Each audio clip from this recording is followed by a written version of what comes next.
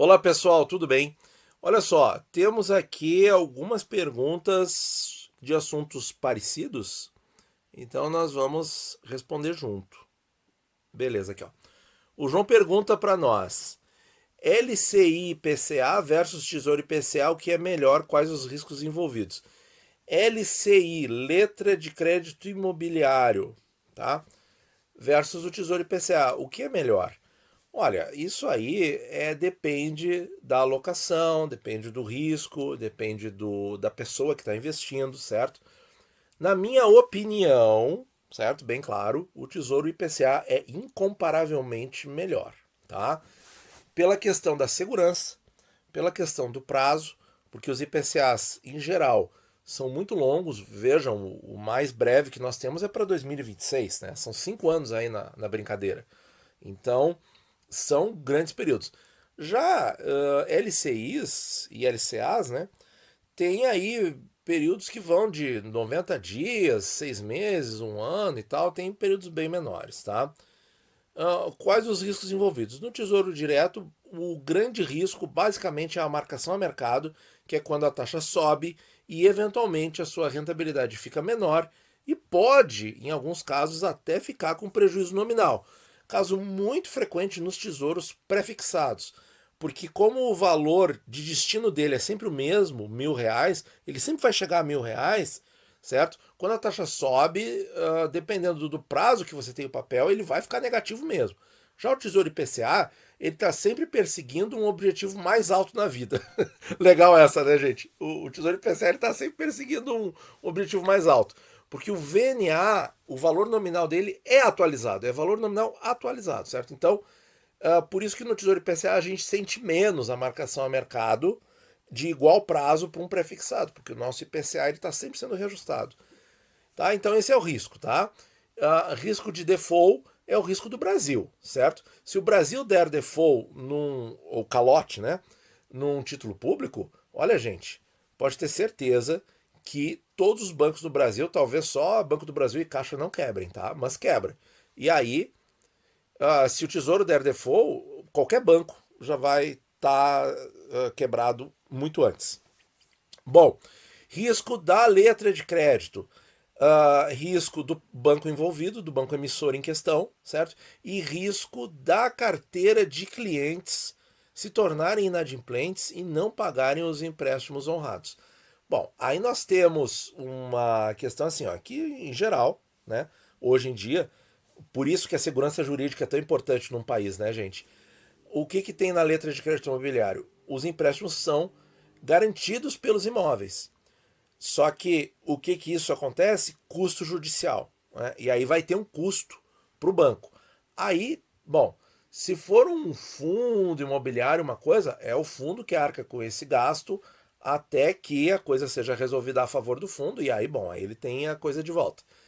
Mas no caso do banco, aí eu não sei como é que o banco faz, entende? Se o banco vai, de repente, usar os recursos de uma pessoa jurídica que ele designou para isso e tal, aí a coisa, as custas judiciais podem ser um pouquinho mais complicadas de se entender, pode ser necessário analisar instituição por instituição, certo?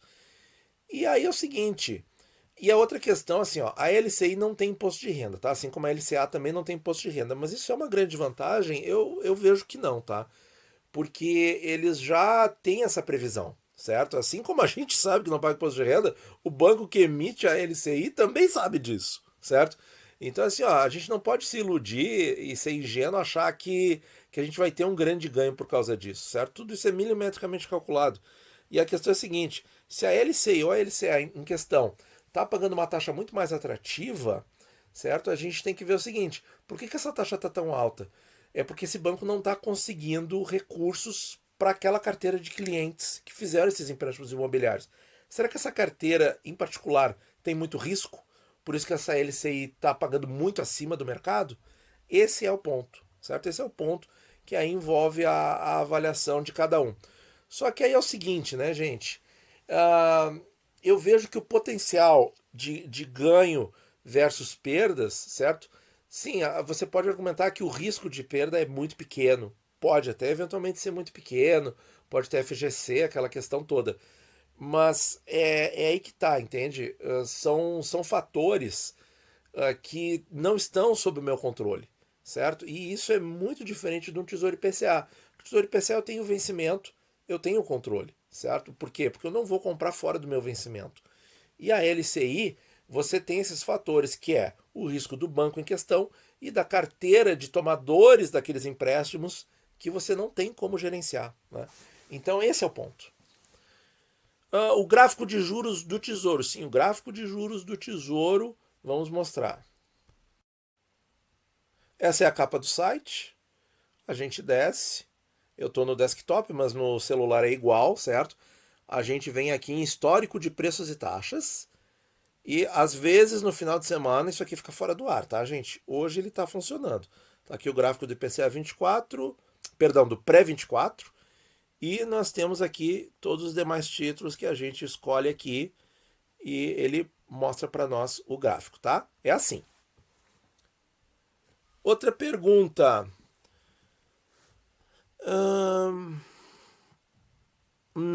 O Lucas mandou uma pergunta sobre LCA, aí é o parente ali da LCI, certo? Que é a letra de crédito agrário.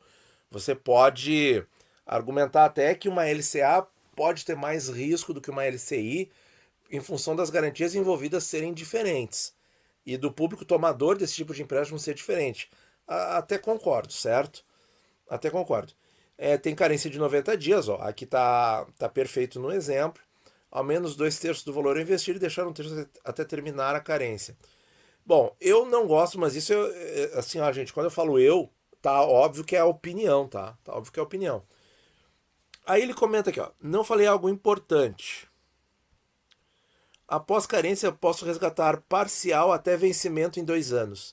Estou na poupança agora. Bom, entre poupança e LC e LCA, o risco é basicamente o mesmo, né? Que o risco predominante é da instituição bancária. E a garantia é basicamente a mesma, fundo garantidor de crédito.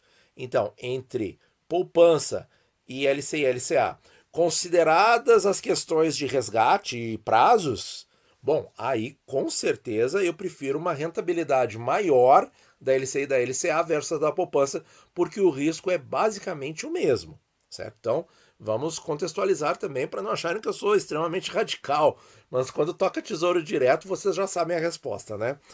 Bom, já conta com rendimento. E tesouro Selic tem IR. Acha que sai mais caro ou estou errado? Não, o Tesouro Selic muito provavelmente vai sair mais caro, tá?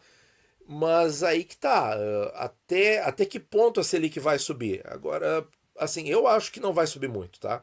Acho que não vai subir a ponto de realmente se tornar atrativo se a gente considerar, por exemplo, inflação. Acho que não vai ser atrativo para bater a inflação, para render mais do que qualquer coisa ligada à inflação, ligada ao IPCA.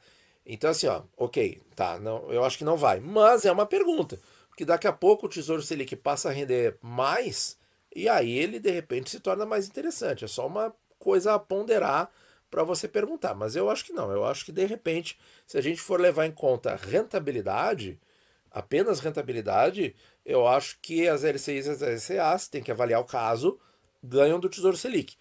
Mas o risco é bem maior. E aí é que eu penso, entre uma LCI e uma LCA versus Tesouro Direto, né, porque as pessoas gostam muito de deixar o Tesouro Direto como se ele fosse a maior parte do Tesouro Selic, ou como se a coisa mais importante do Tesouro Direto fosse o Tesouro Selic, e não é, certo? Se a gente for ver assim, pela quantidade de títulos, se é que existe alguma lógica nisso, a gente vai pensar que o mais importante é o Tesouro IPCA, né? Porque olha só, quantos Tesouros Selics nós temos? 2, 3 pré-fixados e nesse momento 5 IPCAs, mas na verdade são 6, certo? Em termos de recurso, a metade, um pouquinho menos, fica em Tesouro Selic no estoque do Tesouro. Qual é o estoque do Tesouro? Aproximadamente 60 bilhões. Vamos ver aqui. Bom, isso aqui eu vou ter que procurar depois. Mas é aproximadamente 60 bilhões de reais, certo? O estoque do Tesouro. Ou seja, tudo que tem investido lá, né? E aí, assim, na minha visão, hoje, o principal é o Tesouro IPCA, certo? Mas você pode argumentar que seja o Tesouro Selic. Mas aí a nossa análise fica muito restrita, né? Fica muito pobre. Então, por exemplo, então comparar Tesouro Direto com LCI e LCA, aí eu acho o seguinte, tendo o prazo, o Tesouro IPCA é muito melhor, certo? Porque o risco é muito menor e até assim, ó, vamos supor que você tenha uma instituição muito segura, tá? Um banco estatal, alguma coisa assim. Muito seguro, certo? Bom, muito seguro você já sabe que eles vão pagar ali uma taxa lá no pé, né? Lá embaixo. Mas vamos supor que a taxa seja mais interessante que o Tesouro IPCA a título de exercício. Não vai ser, mas a título de exercício, certo? O que, que nós temos a favor do Tesouro? Nós temos ainda uma questão a favor do Tesouro, que é o tempo. Porque no caso das LCIs e LCAs, em geral, elas não vão levar mais do que 2, 3 anos para vencer. São muito poucas as LCIs e LCAs com prazo maior do que isso. E aí você vai estar tendo toda hora que reinvestir. Não, não paga o imposto de renda, não, não paga. Mas quem garante que a taxa, quando você for procurar outra LCI e LCA para reinvestir, vai ser tão boa quanto a primeira? Né? Pode ser até melhor, mas é um risco que, se você quer investir, por exemplo, para 10 anos, vai no IPCA 2030 e esquece. Né? Então essa possibilidade na LCI e na LCA não existe. E aí prejudica a tua acumulação, porque tem um risco no futuro que é da gente não saber a taxa que vai estar lá no vencimento do investimento. Tá bom, pessoal? Muito obrigado por ouvir e bons investimentos a todos.